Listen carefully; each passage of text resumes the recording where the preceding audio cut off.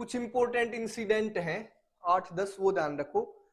ज्यादा बड़ी बात नहीं रह रही है अब। थोड़ा ये मान लो कितना टाइम होगा, लगभग आधे घंटे में और हो जाएगा कंप्लीट। सारे हो ना यहीं पे,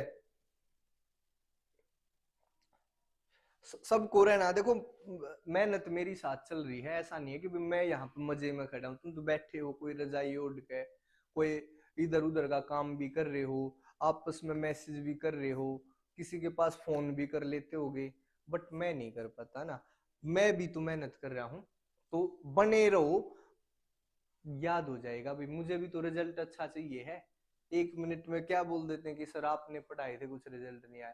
तो रिजल्ट अच्छा चाहिए है, और अच्छे मार्क्स होने चाहिए भाई सबके। इंपॉर्टेंट इंसिडेंट, 1 फरवरी 1922 में चोरा चोरी की घटना। चोरा चोरी एक स्थान है, वहां पे पुलिस कर्मियों को एक स्टेशन में, पुलिस स्टेशन में लोगों ने आग लगा दी, और कई सारे पुलिस वाले उसमें जल के मारे गए, जिसके कारण महात्मा गांधी जी ने यह आंदोलन वापस ले लिया। ये इसका इंस्टेंट कारण था। देखो और बहुत कारण थे भाई, आंदोलन बड़ा लंबा खिंच रहा था। जो 1 साल में गांधी जी ने बोला था भाई 1 साल में आजादी मिल जाएगी, वो नहीं मिली थी। धीरे धीरे आंदोलन वैसे भी कमजोर हो रहा था, पर इस घटना ने क्या करा, एक ऐसा रीजन दे दिया गांधी जी को कि भाई आंदोलन को बंद करें। ठीक है, अब इसके अगले ही साल स्वराज पार्टी बनी। सीआर दास और मोतीलाल गांधी जी ने यहाँ पे पता क्या करा, 1922 में आंदोलन को वापस ले लिया, और पॉलिटिकल एक्टिव पॉलिटिक्स से अपना किनारा कर लिया, और उन्होंने एक्टिव पॉलिटिक्स छोड़ दी। अब वो क्या बोले कि लोग आजादी के लिए तैयार नहीं है। अगर जैसी लोगों की मानसिकता है, अगर आज आजादी मिल जाती है तो भी मैं खुश नहीं हूं उस आजादी से, और लोगों को समझाने के मिशन पे निकल पड़े, एक्टिव पॉलिटिक्स से दूर हो गए। ठीक है, लोगों को ये बताया कि भाई सेल्फ डिपेंडेंट हो, उनको चरखा चलाना सिखाने चले गए, भाई अपना काम करो और अपना माइंड सेट डेवलप करो। उसी के बाद फिर कुछ जो कांग्रेस के नेता थे वो दुखी भी हुए इस बात को लेकर कि जी आपने क्यों इसको आंदोलन को वापस ले लिया। तो कुछ ने कांग्रेस भी छोड़ दी, कांग्रेस से अलग, कांग्रेस में ही जैसे स्वराज पार्टी बनी, सीआर दास ने, चित्तरंजन दास और मोतीलाल नेहरू ने मिलकर स्वराज पार्टी बनाई। फिर इसके बाद क्या होता है, सिंपल सिंपल सी बात है, इकोनॉमिक डिप्रेशन, डिप्रेशन आर्थिक मंदी। 1925 के बाद, मतलब 1926 से लगा लो, इकोनॉमिक डिप्रेशन शुरू हुआ और वो पूरे संसार में फैल गया। इकोनॉमिक डिप्रेशन का मतलब होता है आर्थिक महामंदी। महामंदी का अर्थ है जब चीजों की, वस्तुओं की कीमतें गिर जाती हैं। आपके पास जो भी है उसकी मंदी, उसकी कीमत गिर जाएगी, उसको खरीदने वाले नहीं है, ना तो कोई खरीद कर खुश, ना उस मंदे रेट में आप बेच कर खुश। किसान अपनी फसल नहीं बेच पा रहे हैं, अगर फसल नहीं बेचेंगे तो जमींदार को लोन, वो रेंट कैसे देंगे, जमींदार के पास पैसे नहीं जाएंगे तो वो रिवेन्यू सरकार को कैसे देगा। समस्या चल रही है भाई। और उसी टाइम पे ऐसी हालतों में एक साइमन कमीशन भारत आया। साइमन कमीशन का क्या कारण था, साइमन कमीशन इसका नाम इसलिए है, ये आया था 1928 में। जॉन साइमन इसके अध्यक्ष थे, उनके नाम से इसका नाम साइमन कमीशन है। इसको उस टाइम की पॉलिटिकल और इकोनॉमिकल सिचुएशन का स्टडी करनी थी। एक भारत शासन अधिनियम था 1919 का भारत शासन अधिनियम। उसने ये बताया था कि भी 10 साल बाद हमें कमीशन अपॉइंट करेंगे, जो ये 1919 में कानून बनाया है वो ये देखेगा ये सफल रहा है या नहीं रहा। फिर ये आर्थिक मंदी भी थी, तो 1 साल पहले ही 1928 में इसको भेज दिया गया। जब ये साइमन कमीशन आया, इसकी सबसे बड़ी नेगेटिविटी क्या थी, इसमें 7 आदमी है, सातों के साथ अंग्रेज। अब एक बात बताओ, चोर को ही आप पुलिस का काम दे दोगे तो चोर को पकड़ देगी क्या। अब अंग्रेज हैं, जो अंग्रेज हैं सारे ये अधिकारी, तो ये बता देंगे कुछ शासन में दिक्कत है, नहीं। सबसे बड़ा विरोध का कारण था, इसको व्हाइट मैन कमीशन भी बोला गया। और जब भारत में आया तो किसके नारे लगे, साइमन गो बैक। और उस क्रम में आपको ध्यान होना चाहिए, लाला लाजपत राय की डेथ हो गई थी, क्योंकि पुलिस के साथ झड़प हुई और उनके सिर में लाठी लगी और वो डेथ हो गई थी उनकी। ये ज्यादा बस ये देखना, साइमन कमीशन व्हाइटमैन कमीशन था, साइमन गो बैक के नारे लगे, भारत की इकोनॉमिक और पॉलिटिकल सिचुएशन की स्टडी करने भारत में आया था। उसके बाद स्थिति बिगड़ गई। फिर दिसंबर अक्टूबर अक्टूबर 1929 में भारत के वायसराय गवर्नर जनरल है लॉर्ड इरविन, उन्होंने सिचुएशन को संभालने के लिए भारत के लिए डोमिनियन स्टेटस की बात करी। डोमिनियन स्टेटस का मतलब होता है द्वैध शासन, के ऊपर तो अंग्रेज रहेंगे, नीचे कुछ शासन में भागीदारी भारतीयों को भी दी जाएगी। हमने पता है आजादी के दौरान, स्ट्रगल के दौरान हमने डोमिनियन शासन की मांग करी थी पहले, उस टाइम पे तो ये मानने नहीं, और जब ये माने फिर हम नहीं माने। अब हमें क्या चाहिए थी? पूर्ण आजादी। उसको देखेंगे। डोमिनियन स्टेटस ध्यान रखना भी, लॉर्ड इरविन ने अक्टूबर 1929 में मांग देने की बात कही कि भाई हम भारत को डोमिनियन स्टेटस देने के पक्ष में हैं। ठीक है, इसके बाद अगली इंसिडेंट पे ध्यान दो। उसी में अक्टूबर 1929 के 2 महीने बाद दिसंबर 1929 में लाहौर में एक कांग्रेस का सेशन होता है, जिसके अध्यक्ष थे पंडित जवाहरलाल नेहरू। इंपॉर्टेंट सेशन है भाई, ध्यान रखना। पहला ऐसा सेशन था जिसमें पूर्ण स्वराज की मांग रखी गई। अब पूरी आजादी चाहिए, कोई डोमिनियन स्टेटस नहीं। और ये बताया, देखो ये है 1929 की बात, और ये बोला जो 26 जनवरी आएगा अगले, मतलब वो तो 1930 में ही आएगा, इसको हम पहला इंडिपेंडेंस डे मनाएंगे।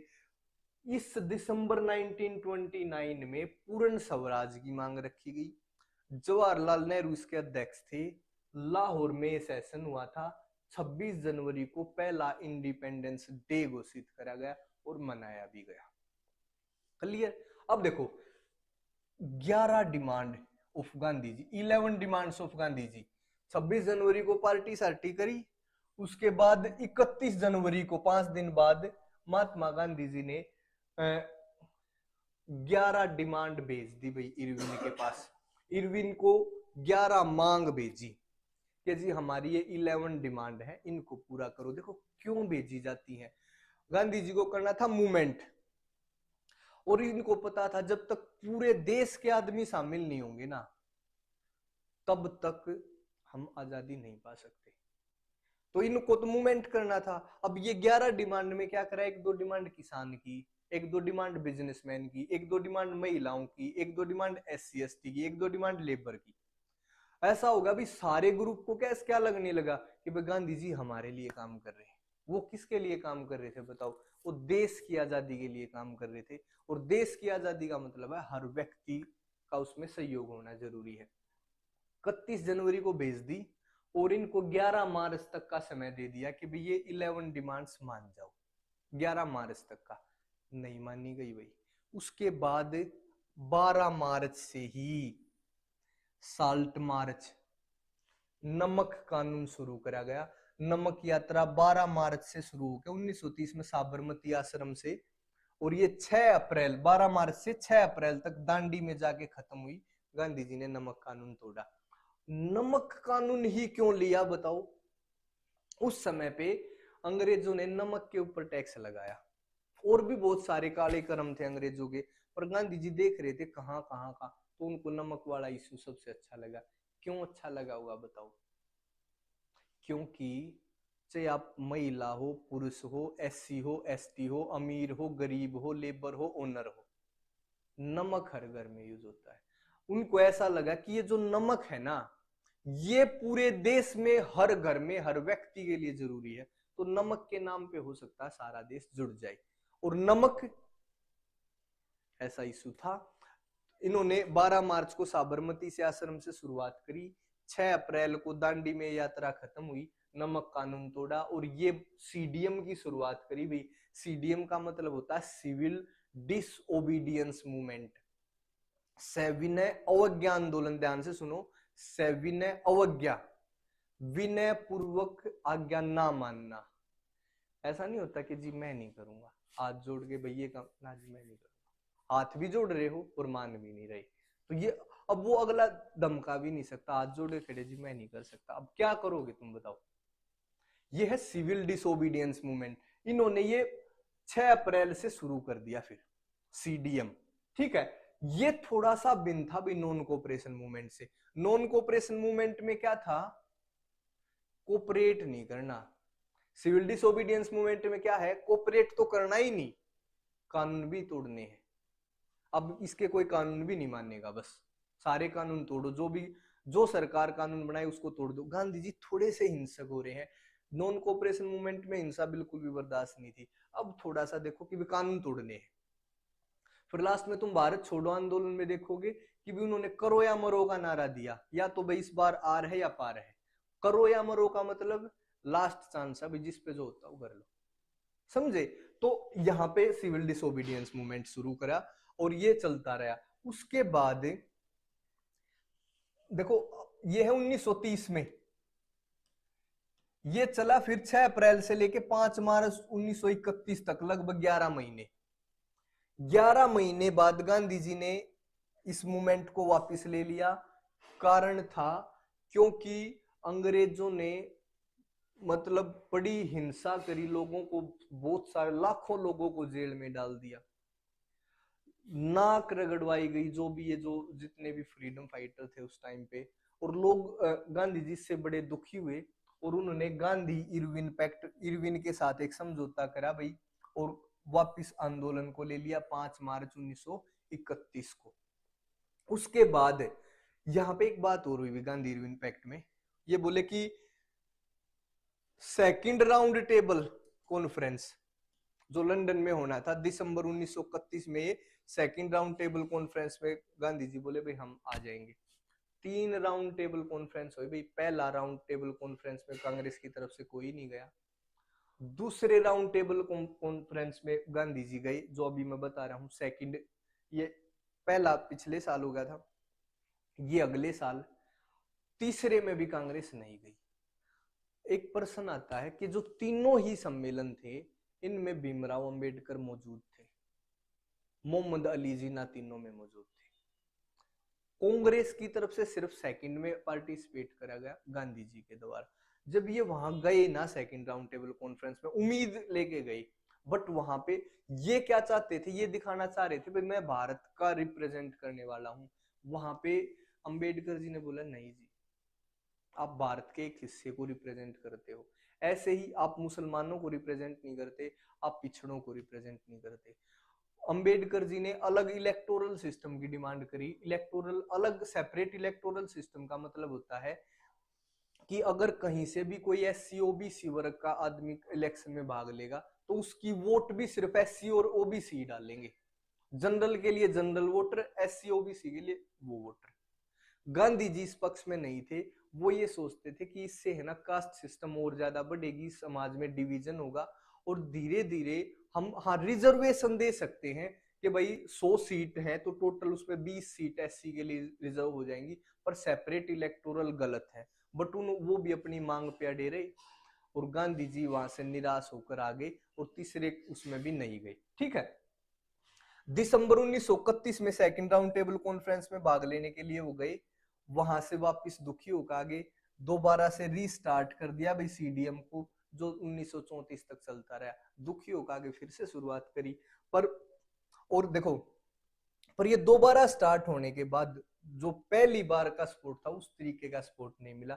ध्यान दो भाई, 1932 में 32 में स्टार्ट होगा, फिर 1932 में ही एक सितंबर में 1932 में एक पूना पैक्ट होता है बिटवीन अंबेडकर एंड महात्मा गांधी। ये जब वहां से आए ना भी सेकंड राउंड टेबल कॉन्फ्रेंस से महात्मा गांधी जी, तो इन्होंने आकर भूख हड़ताल शुरू करी और ये बोला कि भाई मैंने एससी पिछड़ों के लिए करा है, मैं पूरा जीवन में उनकी सेवा में लगा रखा है, मैं उनका भी प्रतिनिधि हूं, मैं उनके लिए इलेक्टोरल सिस्टम नहीं चाहता। और जब तक अंबेडकर जी इस डिमांड को नहीं छोड़ देते मैं भूखा रहूंगा। और उसी टाइम पे सितंबर 1932 में अंबेडकर जी ने पूना पैक्ट हुआ, पूना समझौता। अंबेडकर ने उनकी बात मान ली कि चलो इलेक्टोरल सिस्टम नहीं पर रिजर्वेशन पे ओके हो गया। ठीक है, पूना पैक्ट। आगे चलें भाई, सिंपल है, बच गया बस। स्प्रेड ऑफ सीडीएम, कैसे कैसे ये फैला ये देखना है। रिच पीजेंट कम्युनिटीज, जो अमीर किसान थे ना, अमीर किसान, वो तो भाई अंग्रेजों के खिलाफ थे क्योंकि उनको रिवेन्यू देना था और वो ये चाहते थे रिवेन्यू कम हो या ना दे। गांधी जी ने क्या बोल रखा है, टैक्स मत दो, कानून तोड़ो, नमक बनाओ, तो ये तो खुश हो गए। इनको क्या लगा कि अब रिवेन्यू नहीं देना पड़ेगा, तो इन्होंने ठीक ठाक पार्टिसिपेट करा। बिजनेस क्लास, बिजनेस क्लास ने भी पार्टिसिपेट करा। ध्यान हो भाई, जो फर्स्ट वर्ल्ड वार था ना, उस टाइम पे भारत के बहुत सारे बिजनेसमैन पैसा कमा गए थे, वो अपने सिलेबस में नहीं है, वो अलग कहानी है। अब ये क्या चाह रहे हैं कि भाई अगर अंग्रेज यहां से चले जाते हैं तो फ्री मार्केट हो जाएगी, फिर हमारे जो व्यापार को रेस्ट्रिक्ट करने वाला कोई नहीं रहेगा, सारा का सारा हमारे हिसाब से काम होगा। इनके लिए स्वराज का, आजादी का क्या मतलब है, जो व्यापार के अलग अलग रेस्ट्रिक्शन सरकार लगाती है ना, उनका खत्म हो जाना, जो अलग अलग प्रकार के टैक्स है उनका खत्म हो जाना। तो बिजनेसमैन ने भी भाई अच्छा साथ दिया। पर जो दूसरी लहर आई, क्योंकि एक बार तो उन्होंने बंद कर दिया था, दूसरी बार जब चलाया तो इनका कम पार्टिसिपेट हो गया। क्यों? क्योंकि जब पहली बार बंद करा था ना गांधी इरविन के साथ समझौता करके, रिवेन्यू तब तक इनका जीरो सरकार ने घोषित नहीं करा था। इन्होंने क्या सोचा, रिवेन्यू की डिमांड तो हमारी मानी नहीं गई अभी तक, और गांधी जी ने वापस भी ले लिया। फिर गांधी जी ने कुछ दिनों बाद वो वापस स्टार्ट करा, तो इनका उसमें कम पार्टिसिपेशन था। ठीक है, ऐसे ही बिजनेस क्लास करा।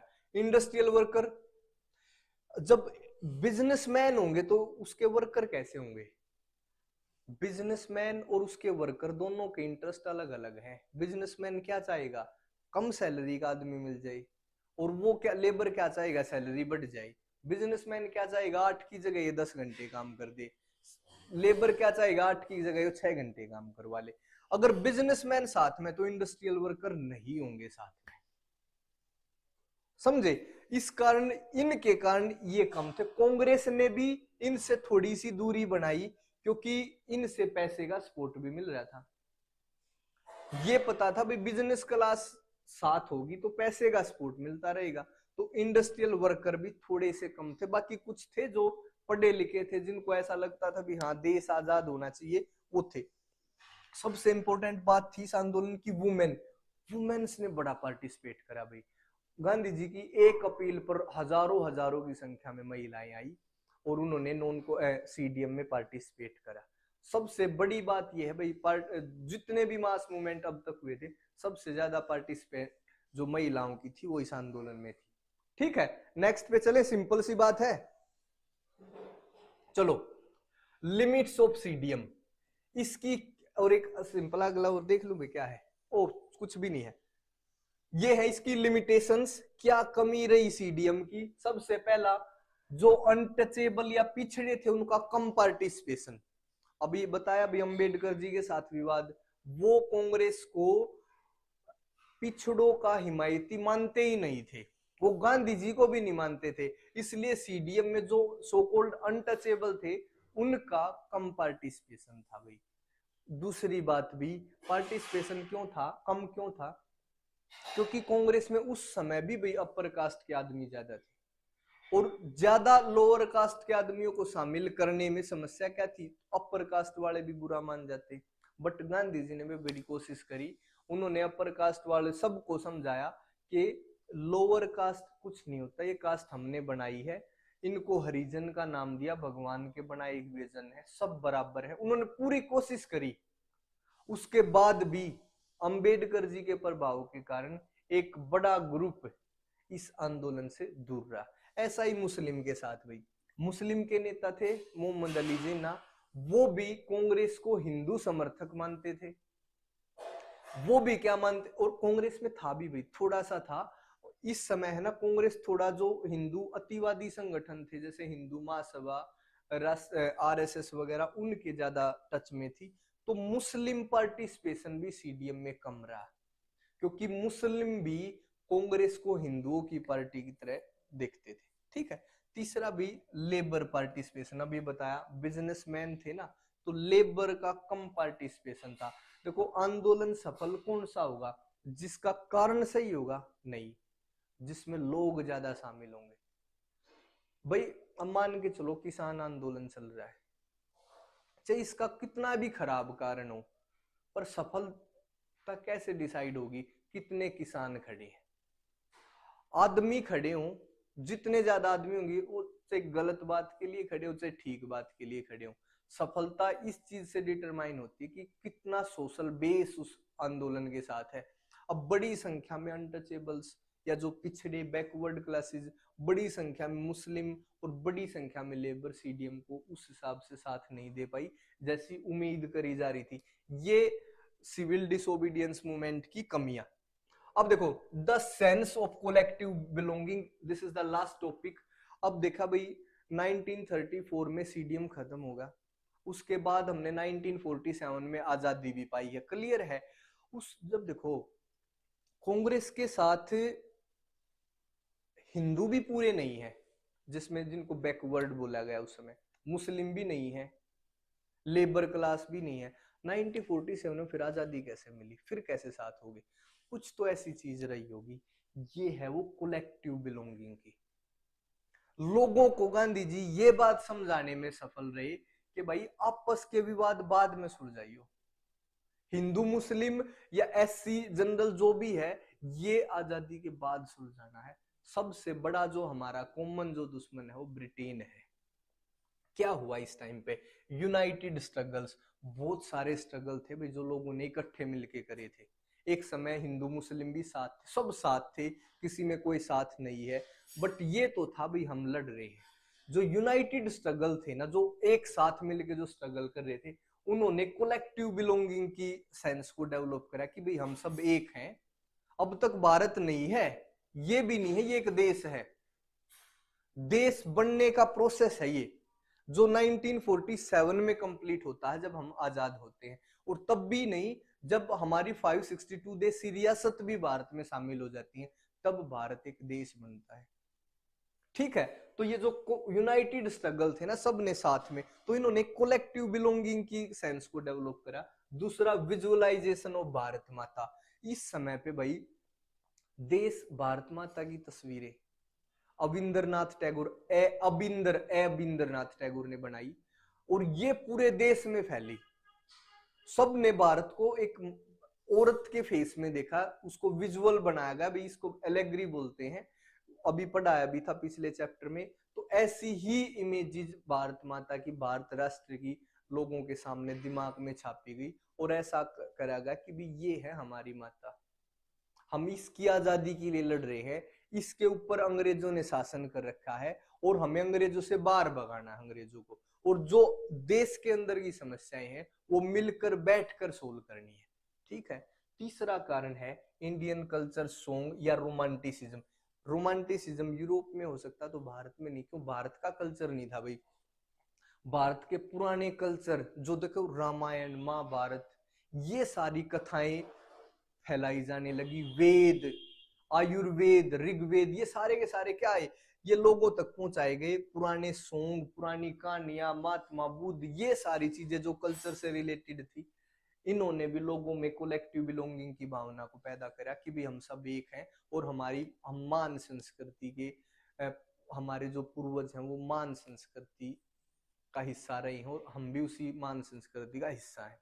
और जो लास्ट बात थी री इंटरप्रिटेशन ऑफ हिस्ट्री, ध्यान दो भाई 1921 में हड़प्पा संस्कृति की खोज हुई भाई। हिस्ट्री में तो पता अंग्रेजों ने क्या कर रखा था, कई बार बताया है, अंग्रेजों ने ये बता रखा था भाई भारत की हिस्ट्री 3 प्रकार की है, 3 हिस्सों में डिवाइड। पहले हिस्से में तो हम असभ्य थे, कोई भी ना हमें इतिहास लिखने का ज्ञान था, ना कोई हमने डिस्कवरी करी। पहली तो बर्बर था, सपेरों का देश बोला जाता है, स्नेक चार्मर्स का। फिर उसके बाद हम मुस्लिम हिस्ट्री, अब बाहर से मुगल आए, उन्होंने हमारे ऊपर शासन करा, हम शासन करने योग्य नहीं थे। फिर तीसरे हैं अंग्रेज, अंग्रेज तुम्हारे ऊपर दया करके शासन कर रहे हैं, तुम्हें सभ्य बनाना चाहते हैं, तुम्हें कुछ न कुछ तुम्हारा डेवलपमेंट करना चाहते हैं। इस तरीके की इतिहास अंग्रेजों ने बनाया था। बट जब भारत का इतिहास दोबारा लिखा गया, हड़प्पा संस्कृति, सम्राट अशोक, आर्यभट्ट, चाणक्य, चंद्रगुप्त मौर्य, आयुर्वेद, ऋग्वेद, जब ये चीजें निकल के आई ना, जब पता चला भाई हम एक महान संस्कृति का हिस्सा रहे हैं, हमारा इतिहास में ना बड़े बड़े शासक रहे हैं, और मुगल जो बाहर से आए थे भले ही, बट उन्होंने भी भारत को अपना हिस्सा माना है। वो लुटेरे नहीं थे, वो यहाँ के बसे, वो यहाँ के नागरिक हैं। और अंग्रेजों की जितनी भी पॉलिसी है वो हमारे रिसोर्स को छीनने के लिए है, भारत की भलाई के लिए, वो कुछ भी नहीं कर रही। जब लोगों को इन चीजों का पता चला, सब एक हो गए और लास्ट में 15 अगस्त 1947 को भारत ने आजादी प्राप्त करी। ठीक है, ये चैप्टर था भारत छोड़ो आंदोलन। उसका एक लास्ट में पैराग्राफ किताब में दे रखा है, उसको करने की जरूरत नहीं है, बाकी मैं बता देता हूँ। 1942 में शुरू हुआ था, गांधी जी ने करो या मरो का नारा दिया और उसके कारण हर जगह पे आंदोलन हुए पूरे देश में, और उसकी परिणति क्या रही, फिर लास्ट में 1947 में हम भारत को आजाद करवाने में सफल रहे। अभी वो आधा घंटा ही हुआ है, 1 घंटा 50 मिनट की क्लास, 2 चैप्टर। ध्यान हो, एक महीने के, पहला चैप्टर 1 महीने का, ये भी मतलब ये मान लो 1.5 महीने का सारा काम 1.5 घंटे में होगा। थोड़ा सा तारीफ बनती है ना मेरी, चलो तारीफ मत करो, पर वो फिर से वही रिक्वेस्ट, एक तो लाइक करना है, और एक है ना उस मेन वीडियो पे कमेंट दो। यहाँ बहुत कमेंट कर रखे हैं भाई, बढ़िया कर रखे हैं, है ना, बढ़िया कमेंट है सबके, बहुत बहुत धन्यवाद। वहां भी कर दोगे तो और भी अच्छा लगेगा, वीडियो जैसे स्ट्रीम हो जाएगी, है ना। बताओ सबको समझ में आया है भाई? मेरी तरफ से कंप्लीट होगा। अगर कोई भी डाउट कोई किसी को पूछना हो तो वो बता दो।